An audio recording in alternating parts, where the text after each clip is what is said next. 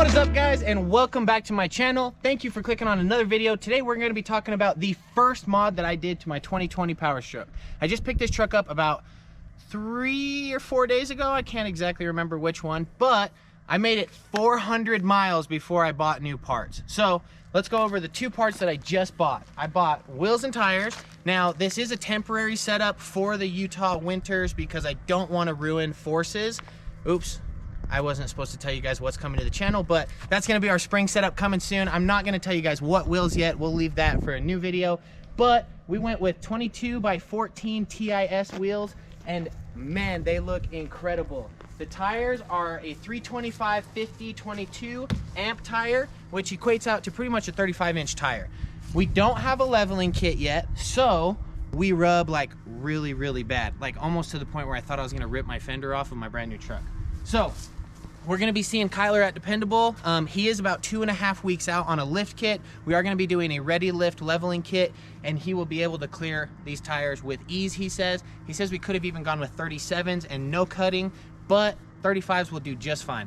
So let's go ahead and show you guys what it looks like at full turn. Actually, we're not going to be able to make it to full turn, but we'll show you what it looks like at now's full turn, just so you guys can get an idea of how bad the rub is on 22 by 14s without leveling it. And then when I get the level kit on, I'll show you guys a video of full turning radius and stuff like that. In the back, we have no problems with clearance. These trucks are huge stock. So my 2015 F-250, if you guys are OGs to the channel, you remember that truck and the videos that we did on that. If not, go to some of my older videos and you'll see that truck. But that truck fit in my garage.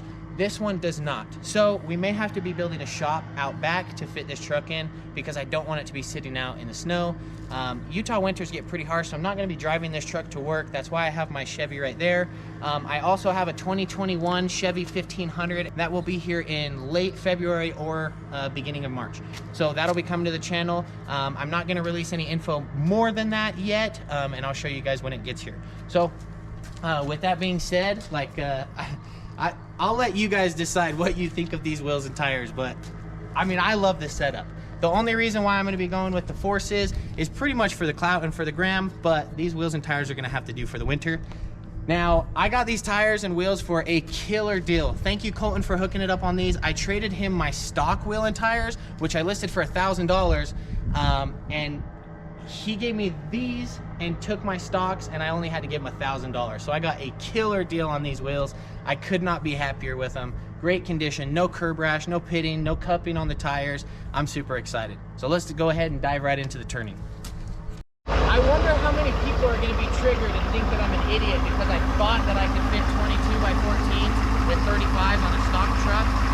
What actually happened is he traded me for my stocks and I didn't want the deal to go away, so I bought them, drove there, and literally drove straight home. Like, pun intended, I could not turn.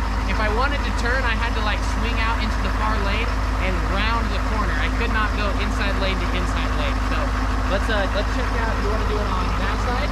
Let me know when I'm about to rub over there so I don't rip my fender.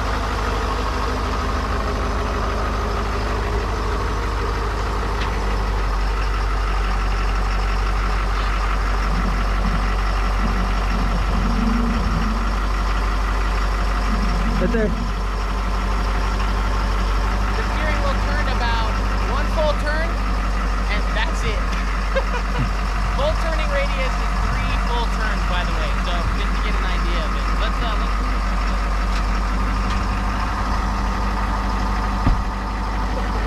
look at this gap over here. Do I have anything to pee?